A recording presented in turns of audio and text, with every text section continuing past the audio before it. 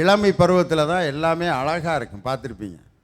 அந்த இளமை பருவங்கிறது சாதாரண விஷயம் இல்லை, எல்லாமே அப்படியே ஸ்டிஃபாக இருக்கும். ஆசை, கோபம், வேதனை எல்லாமே அதிகமாக இருக்கும். எதை கேட்டாலும் நோனே சொல்ல மாட்டாங்க இளைஞர்கள். மாப்பிள்ள வேணாண்டா வாடா அப்படின்னா நான் போயிடுவேன், நோங்கிறதே கிடையாது அவங்கள்ட்ட. அந்த எதை வேணாலும் பரீட்சித்து பார்க்கணுங்கிற அந்த உடல் பலம் இருக்கும். கோபம் பயங்கரமாக வரும்.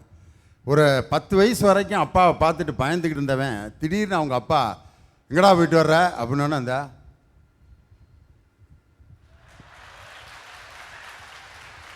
அவங்க அப்பாவை இப்படியே கண்ணோட கண்ணை அப்படியே உத்து பார்க்குறான். அவங்க அப்பா என்னடா ஒரு டைப்பாக பார்க்குறான், என்னடா பார்க்குற, உங்களை தானே பார்க்குறேன், வேறு யாரை பார்க்குறது அப்படிங்க.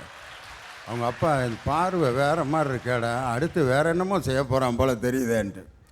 அந்த இளமை துருதுருப்பாக இருக்கும். திடீர்னு ஒரு அருவி இப்படி தண்ணி வந்துக்கிட்டு இருக்குது, ஒரு 3 பைய அப்படியே உளுந்துக்கிட்டே செல்ஃபி எடுப்போம்டாங்கிறேன். அப்படியே மேலேருந்து உளுந்துக்கிட்டே செல்ஃபி எடுத்தேன். அப்படியே எங்கே போய் செல்ஃபி எடுத்துக்கிட்டு இருக்காங்கன்னா மேலே போய் எடுத்துக்கிட்டு இருக்கேன். அங்கே பெற்ற தாய் தப்பெல்லாம் உட்காந்து கண்ணீர் விட்டு அழுதுகிட்டு இருக்காங்க. படிக்கட்டில் தான் போவாங்க. பைக்கில் பார்த்தீங்கன்னா ஸ்டார்ட் பண்ணி சைலன்சரை பிடுங்கி விட்டு காலையில் 5:30 மணிக்கு தூங்கிக்கிட்டு இருக்காங்க எல்லாரும். தித்துங்கிறேன். யாரா வேணா திருப்பி அப்படியே முறுக்குவேன் வேகமாக அந்த பருவம். ஆனால் அந்த பருவத்தை ஆசிரியர்கள் ஏதாவது தப்பு பண்ணால் காலேஜை விட்டு நீக்கிடுறேன். கவர்மெண்ட்டில் ரோட்டில் ஏதாவது தப்பு பண்ணால் ஆட்சியாளர்கள் ஃபைன் போடுறாங்க அல்லது லாக்கப்பில் வச்சிடுறான். ஆனால் தன் வீட்டு பிள்ளை என்ன தப்பு பண்ணாலும் மன்னிக்கிற ஒரு நீதிமன்றம் எது அப்படின்னு சொன்னால் அதுதான் பெத்த தாயின் தகப்பனும். இளைஞர்களுடைய வாழ்க்கையை தீர்மானிப்பவர்கள் பெற்றோர்களா, ஆசிரியர்களா, ஆட்சியாளர்கள்? அந்த காலத்திலேருந்து இந்த காலம் வரைக்கும் குழந்தைங்களுக்கு அழகாக சொல்லி கொடுக்குற விஷயம் ஒன்று இருக்குங்க. மாதா பிதா குரு தெய்வம்னு. அந்த வகையில் மாதா பிதான்னு பெற்றோர்களை தானங்க வச்சுருக்காங்க. அதனால் இன்றைய சூழ்நிலையில் இளைஞர்களோட முன்னேற்றத்திற்கு காரணமாக இருக்கிறது பெற்றோர்களேன்னு பேச வந்திருக்கேன். ஐயா, என்னை பார்த்தா சாதிக்கிற பொண்ணு மாதிரி இருக்குங்களேயா? உன் முகம், உன் சிரிப்பு, உன்னுடைய நம்பிக்கை இதெல்லாம் பார்த்தா கண்டிப்பாக நீ மிகப்பெரிய சாதனை செய்வேன்னு. இந்த கேள்வியை நீ கேட்க ஆரம்பிச்சிட்டாலே நீ சாதிக்க தொடங்கிவிட்டாய் என்று பொருள். ஐயாவே சொல்லிட்டாங்க. இப்போ இந்த காரைக்காலில் நான் ஒரு பெரிய சாதனையை செய்கிறேன்னு வச்சுக்கோங்க. எங்கள் ஊர் மக்கள் எனக்கு பெருசாக பேனர் வைப்பாங்க, நியூஸ் பேப்பரில் போடுவாங்க, டிவியில் போடுவாங்க. இதை பார்க்குறவங்களாம் கேட்குற ஃபர்ஸ்ட் கொஷின், கேள்வி என்ன தெரியுமாங்க ஐயா?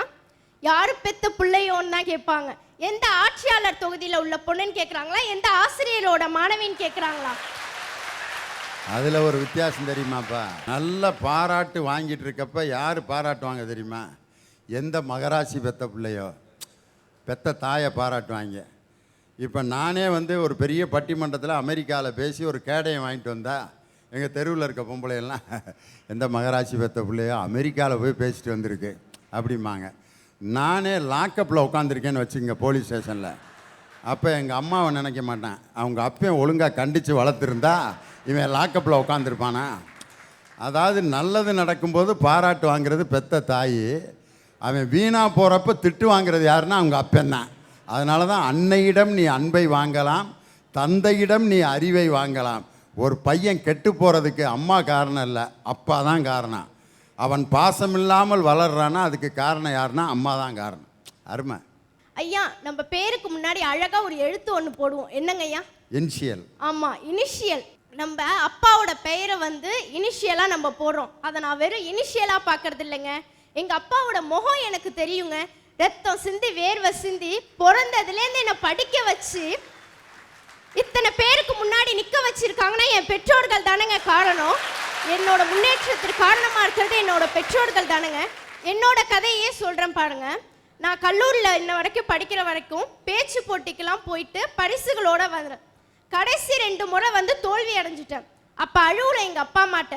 அப்போ எங்கள் அப்பா அம்மா சொல்கிறாங்க, கவலைப்படாதம்மா, இதை விட கடவுள் உனக்கு பெரிய மேடையை வச்சுருக்காங்கன்னு அன்னைக்கு சொன்னாங்க. லியோனி ஐயா தலைமையில் இவ்வளோ பேருக்கு முன்னாடி நான் பேசுகிறேன்னா அன்னைக்கு என் தாய் தந்தை கொடுத்த உந்துதல். என் தாயோட வாக்கு இங்க பழிச்சிருக்குங்களையா. எல்லா பெற்றோர்கள் வந்து பேர் வைக்கணும்னு அழகான தமிழ் பேர் வைக்கணும்னு சொன்னீங்க. என் பெற்றோர்கள் எனக்கு பேரை மட்டும் வைக்கல, அவங்க பேரே எனக்கு சேர்த்து வச்சிருக்காங்க. எத்தனை பேருக்கு கிடைக்கும் எப்படி தெரியுமாங்கய்யா? என் பேர் என்னங்கய்யா? ஜெயபிரபா. ஜெயபிரபா. எங்க அப்பாவோட பேர் என்னங்கய்யா? பிரபாகரன். எங்க அம்மாவோட பேரு ஜெயலட்சுமி. அதை சேர்த்து ஜெயபிரபான்னு எனக்கு வச்சிருக்காங்க. எத்தனை பேருக்கு கிடைக்கும் அந்த பாக்கியம்? பெண்களை பொறுத்தளவுக்கு திருமணத்துக்கு அண்ணாண்ட தன் கணவரோட இனிஷியலை வந்து போடுவோம். ஆனா நான் இந்த இடத்துல சொல்றேங்க, என்னோட முன்னேற்றத்துக்கு காரணம் பெற்றோர்கள் தான். அவங்களுக்கு ஒரு நன்றி கடனா என்னோட திருமணத்துக்கு அப்புறமும் எங்க அப்பாவோட இனிஷியல் தான் என் பேருக்கு முன்னாடி இருக்கும். அன்னைக்கே திருவள்ளுவர் அழகா சொல்லிட்டு போயிட்டாருங்க, ஈன்ற பொழுதில் பெரிதுவக்கும் தன் மகனை சான்றோன் என கேட்ட தாயின்னு. இப்ப இந்த 18 பேர் பேசுறோம்னா அதை பார்க்குறவங்க டிவியில் பார்க்கும்போது பெற்றவங்க தாங்க முதல்ல சந்தோஷப்படுவாங்க. அந்த திருக்குறளை வச்சு சொல்லுவாங்க. என்னையே எக்ஸாம்பிள் வச்சு சொல்கிறேன் பாருங்க. ஈன்ற பொழுதில் பெரிதுவக்கும் தன் மகளான ஜெயபிரபாவை என கேட்ட தாய் தந்தை தானங்க சொல்கிறாங்க. என கேட்ட ஆட்சியாளர்னு சொல்கிறாங்களா இல்லை என கேட்ட ஆசிரியர்னு சொல்கிறாங்களா? பெற்றோர்கள் தானங்க சொல்கிறாங்க. விவேகானந்தரை பற்றி நமக்கு எல்லாருமே தெரியும். இளைஞர்களோட வளர்ச்சிக்கு பெரிய எழுச்சி குரல் கொடுத்தவர். அவரோட கதையை சொல்கிறேன். அவர் சிறு வயதில் பள்ளிக்கூடத்துக்கு போகிறப்ப ஒரு குதிரை வண்டிக்காரர் வந்து அவரை பத்திரமா பள்ளிக்கு அழைச்சிட்டு போய் திரும்ப வந்து வீட்டில் விடுறார். அன்னைக்கு வந்து ஆசிரியர் வந்து பள்ளியில் வந்து கேள்வி கேட்குறாங்க, நீங்களாம் என்ன ஆக போகிறீங்க அப்படின்னு. அப்போ ஒவ்வொரு மாணவர்கள் இருந்துச்சு, டாக்டர், இன்ஜினியர், வக்கீல்னு சொல்கிறாங்க. நம்ம விவேகானந்தர் என்ன சொல்கிறாருன்னா, நான் குதிரை வண்டிக்காரன் ஆக போகிறேன்னு.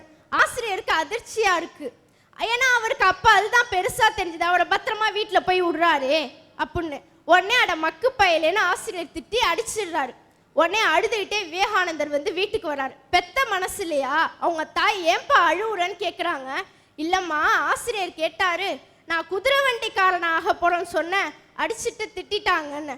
அழாதப்பான்னு சொன்னாங்க. நீ குதிரை வண்டிக்காரனாகிறது தப்பு இல்லை, நான் சொல்கிற குதிரை வண்டிக்காரனாகுன்னு சொல்கிறாங்க. வீட்டில் போய் ஒரு படத்தில் காட்டி இந்த குதிரை வண்டிக்காரனை மாதிரி ஆகுப்பாங்கிறாங்க. அந்த படம் யாரோடும் இல்லை, மகாபாரதத்துல அர்ஜுனனுக்கு தேரோட்டியா விளங்கினாரே கிருஷ்ணர், அவரோட படத்தை காட்டி தான் வந்து அவங்க தாய் சொல்றாங்க. அன்னைக்கு வழிகாட்டினது அவங்க குரு இல்ல, விவேகானந்தருக்கு வழிகாட்டினது அவங்களோட தாய் புவனேஸ்வரி. ஐயா, பழமையான ஒரு பாடு, நீ உன்னை அறிந்தால் ஒரு பாடு இருக்குல்ல, அது எனக்காக 2 லைன் பாடுங்க ஐயா. உன்னை அறிந்தால் நீ உன்னை அறிந்தால் உலகத்தில் போராடலாம், உயர்ந்தாலும் தாழ்ந்தாலும் தலை வணங்காமல் நீ வாழலாம். மானம் பெரியதென்று வாழும் மனிதர்களை மான் என்று சொல்வதில்லையா, தன்னை தானும் அறிந்து கொண்டு ஊருக்கும் சொல்பவர்கள் தலைவர்களாவதில்லையா. உன்னை அறிந்தால் நீ உன்னை அறிந்தால் உலகத்தில் போராடலாம், உயர்ந்தாலும் தாழ்ந்தாலும் தலை வணங்காமல் நீ வாழலாம். அந்த படத்தில் இருக்க காட்சியை பாருங்களேன். அருமையா. எம்ஜிஆர் குதிரையில் கட்டி இப்படி நடந்து வருவார், சாவித்திரி குதிரையில் உட்காந்துருங்க. அதில் கூட பாருங்கள், எம்ஜிஆர் உட்காந்துட்டு சாவித்திரியை நடக்கூட்டு கூட்டி வந்திருக்கலாம்ல. அதில் கூட பெண்மையை உயர்த்தி சாவித்திரியை குதிரையில் உட்கார வச்சுட்டு எம்ஜிஆர் இப்படி நடந்து வருவார். உன்னை அறிந்தால் உண்மையிலே பெண்ணை உயர்வுபடுத்தி அந்த காட்சியை கூட அமைச்சிருக்காங்க பாருங்க. ரொம்ப அருமையா பண்ணீங்கக்கா ஐயா. நான் இது பாடியிருந்தா காக்கா கத்துற மாதிரி இருந்திருக்கும். உண்மையாவே அவ்வளோ குயில் மாதிரி பாடினீங்க ஐயா, ரொம்ப பிடிச்சிருந்துச்சு. எதுக்காக இந்த லைன் சொன்னேன் தெரியுமா? உன்னை அறிந்தால் இந்த உலகத்தையே ஆளலான்னு சொன்னீங்கல்லையா, இதில் என்ன தெரியுது? உன்னை அறிஞ்சா இந்த உலகத்தையே ஆளலான்னு எனக்கு சொல்லி கொடுத்தது என்னோட ஆசிரியர் தானே. இந்த மேடையில் நான் அடித்து சொல்லுவேன்யா. பல நாடுகளை வெற்றி கொண்டவர் அலெக்சாண்டர். நம்ம எல்லாருக்குமே அவர் யாருன்னு நல்லாவே தெரியும். எகிப்து நாட்டில் ஒரு நகரத்தை அமைச்சாருங்க. அந்த நகரத்து பேர் அலெக்சாண்டரியான்னு ஒரு நகரங்க. அந்த நகரத்தில் தன்னோட பெற்றோரையோ இல்லை தன்னோட ஆட்சியாளரையோ முதல்ல அங்கே குடியமர்த்தல, தன்னோட ஆசிரியர் தான் குடியமர்த்தினாங்க. எதுக்காக தன்னோட ஆசிரியர் குடியமர்த்தினார் தெரியுமா? தன்னோட நாடும் மக்களும் அறிவு கல்வியில சிறந்து விளங்க வேண்டுங்கிறதுக்காக தன்னோட ஆசிரியர் அங்க குடியமர்த்தினாங்க ஐயா. யுத்தம், போர்க்களம் இவையெல்லாம் நான் டிவியில பார்த்துருக்கேன், வரலாறுகள்ல படிச்சு அறிஞ்சிருக்கேன். ஆனா உண்மையான யுத்தம் எது தெரியுமா ஐயா? எனக்காக கொஞ்சம் சொல்லுங்க ஐயா. உண்மையான யுத்தம் ஒருவன் வெற்றிக்காக என்னென்ன முயற்சிகளை எடுக்கிறானோ அது பூராமே அவனை பொறுத்தளவு ஒரு யுத்தம் தான். கரெக்டே. இருந்தாலும் நான் ஒன்று சொல்கிறேன் ஐயா. விடிய காலை 5-6 மணி இருக்குங்க. அந்த டைமில் போர்வை இழுத்து பொத்திட்டு தூங்கலான்னு தோணும். அந்த டைம் குட்டி குட்டி கனவு வரும், அழகாக இருக்கும். இன்னும் கொஞ்ச நாள் தூங்கலாம், ஏன் 12 மணி வரைக்கும் தூங்கலான்னு கூட தோணும். அதை அனுபவித்து பார்த்தவங்களுக்கு தான் அதோட அருமை தெரியும். அந்த நேரத்தில் எழுப்புற அம்மாவை பார்த்தா அம்மா மாதிரியாங்க இருக்கும். காலையிலே காஞ்சனாவை பார்த்த ஃபீலிங் தாங்க வரும். அந்த நேரத்தில் அம்மா ஒரு அழகான சுப்ரபாதம் பாடுவாங்க. என்ன தெரியுமா? இன்னும் தூங்குது பாரு, இதெல்லாம் எங்கே உருப்பிட போகுது. இதுவே பையனாக இருந்தால் கடைசி காலத்தில் இதுவா என்னை வச்சு காப்பாற்ற போகுது அப்படின்னு சொல்லுவாங்க. இதுவே பொண்ணாக இருந்தால் மாமியார் வீட்டில் போய் என் பேரை கெடுக்கத்தான் தூங்குது பாரு அப்படின்ட்டு போயிடுவாங்க ஐயா.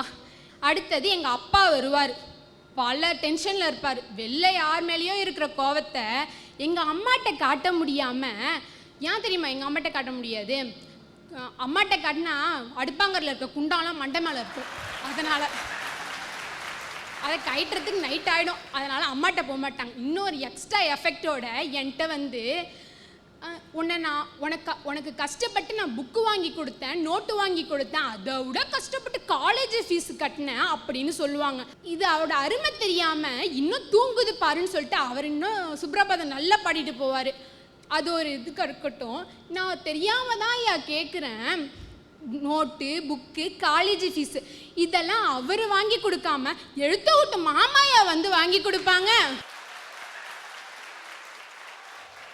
ஏ கிரேடு எடுக்கணும்னு எங்கள் வீட்டில் ரொம்ப ஆசைப்படுறாங்க.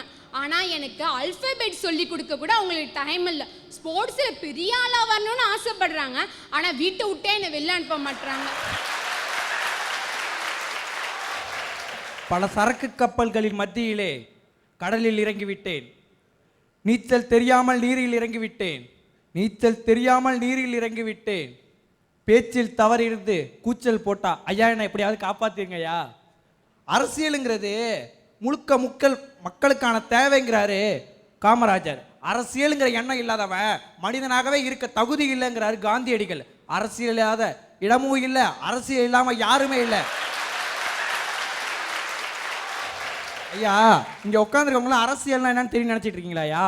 இவங்களுக்கு தெரிஞ்சதெல்லாம் அரசியல், அவ்வளவுதான். நான் சொல்றது அரசியல். தனி ஒருவனா நின்று சொல்றியா? குருட்டுத்தனமான முட்டாள்தனம் வேணையா, முரட்டுத்தனமான புத்திசாலித்தனம் வேணையா? ஐயா நான் ஒரு புள்ளி வர சொல்றையா. நம்ம இதில் மொத்தம் 4215 எம்எல்ஏ ஐயா, 543 எம்பியா, 38 சிஎம்யா, 1400 ஐஏஎஸ் ஆஃபீஸர்யா, 900 ஐபிஎஸ் ஆஃபீஸர்யா. இத்தனை ஆட்சியாளர் நம்ம இதில் வேலை செய்கிறாங்க ஐயா. அப்புறம் ஏன் இவ்வளோ குத்த சொல்கிறாங்க? அதில் சிலர் நல்லவர் சிலர் கெட்டவர். நான் நல்லவங்களை பற்றி மட்டும்தான் பேசுகிறேன், கெட்டவங்களை பற்றி பேசுறதுக்கு நான் வரல. நல்ல ஆட்சியாளர்கள் நல்லவங்களை பற்றி மட்டும்தான் நான் பேசுகிறேன். ஆட்சியாளர்கள் வந்து மக்களை வச்சு பிழைக்கிறவனா இருக்கக்கூடாது, மக்களுக்காக உண்மையாக உழைக்கிறவனா இருக்கணும்யா. ஐயா சைரன் வச்ச வண்டியில் போயிருக்கீங்களா ஐயா? சைரன் வச்ச வண்டியிலையா? நீ எந்த வண்டியை கேட்குற? பெரிய பெரிய மந்திரிக ஆட்சியாளர்கள் போகிற சைரன் உண்டு, சவிக்கம் இல்லாமல் கூட்டி போவாங்க, அதுவும் சைரன் தான். நீ என்ன நினச்சி கேட்குறேன்னே தெரில. 2 வண்டியில் இன்னும் நான் போனதில்லைப்பா. சைரன் வச்ச வண்டியில் போனது இல்லையா? சைரன் வச்ச வண்டியில் போகணுன்னா 2 தகுதின்னு இருக்குங்கய்யா. ஒன்று உயிருக்கு போராடுறவனா இருக்கணும்யா, ஒன்னொன்று உயிரை காப்பாற்றுறவனா இருக்கணும்யா. எங்கள் ஆட்சியாளர் உயிரை காப்பாற்றுறதுக்காக வண்டியில் போயிட்டு இருக்காங்க ஐயா. உண்மையிலே பாவம்யா. பெற்றோர்கள் கடமையை செய்யலைன்னு எங்கேயாவது பிள்ளைய முற்றுகையிட்டு போராட்டம் நடத்துகிறாங்களா? எப்பா என்னை ஏன் படிக்க வைக்கல, மறியல் பண்ண போகிறான் அப்படின்னு எந்த பிள்ளைகளாவது அப்பனை மறியல் பண்ணுதா? இல்லை வாத்தியார்கள் சரியாக சொல்லி கொடுக்கலன்னு மாணவர்கள் ஆசிரியரை மறியல் பண்ணுறானா? ஆனால் பாவம் ஒரு எம்எல்ஏவோ அல்லது ஒரு கலெக்டரோ போனோன்னா பானையை பூரா வரிசையாக ரோட்டில் வச்சிடுறேன், தண்ணியை கொடுத்துட்டு அப்புறம் ஓட்டியா காரை. அவர் தண்ணி இப்போ என்ன பயத்துலையா வச்சுருக்கேன், என்னன்னு விவரத்தை சொல்லுப்பா, ஏதாவது ஏற்பாடு. தண்ணியை மூலம் இங்கே கொடு, அப்படின்னு சொல்லி கலகம் பண்ணுறேன். அதுக்கெல்லாம் பதில் வந்து அவர் தானே சொல்லணும். பாவம், உண்மையில் ஒரு ஆட்சியாளருக்கு இருக்கக்கூடிய நெருக்கடி மாதிரி பெற்றோர்களுக்கும் கிடையாது, ஆசிரியர்களுக்கும் கிடையாது. எவ்வளோ பேர்த்துக்கு பதில் சொல்ல வேண்டியிருக்கு. ஐயா இங்க இருக்க எல்லாருக்கும் ஒரு விஷயம் சொல்லணும்னு ஆசைப்படுறையா. ஒரு சர்ச்சியா, ரொம்ப பெரிய சர்ச்சு. அந்த சர்ச்சில் வந்து கூட்டம் நடக்குதுயா. அந்த கூட்டத்தில் பாதிரியார் கேட்குறாரு, யாரெல்லாம் சொர்க்கத்துக்கு போகணும்னு ஆசைப்படுறீங்க அப்படின்னு கேட்குறாரு. அப்போ எல்லாரும் கை தூக்குறாங்க. ஆனால் ஒருத்த மட்டும் கை தூக்கல. அந்த பையனை பார்த்து, ஏண்டா தம்பி உனக்கு கொண்டு சொர்க்கத்துக்கு போகணும் ஆசை இல்லையா அப்படின்னு கேட்குறாங்க. அப்போ அந்த பையன் என்ன வார்த்தை சொன்னா தெரியுமாயா? என்ன வார்த்தை சொன்னா, நான் சொர்க்கத்துக்கு போகணும்னு ஆசைப்படல, பாராளுமன்றத்துக்கு போகணும்னு ஆசைப்படுறேன். பாராளுமன்றத்துக்கு போய் கஷ்டத்தில் இருக்க மக்களுக்காக உழைக்கணும்னு சொன்னாரியா. அப்படிப்பட்ட மனுஷன் யாரும் தெரியுமாயா? அவர் வேற யாரையா? Abraham Lincoln.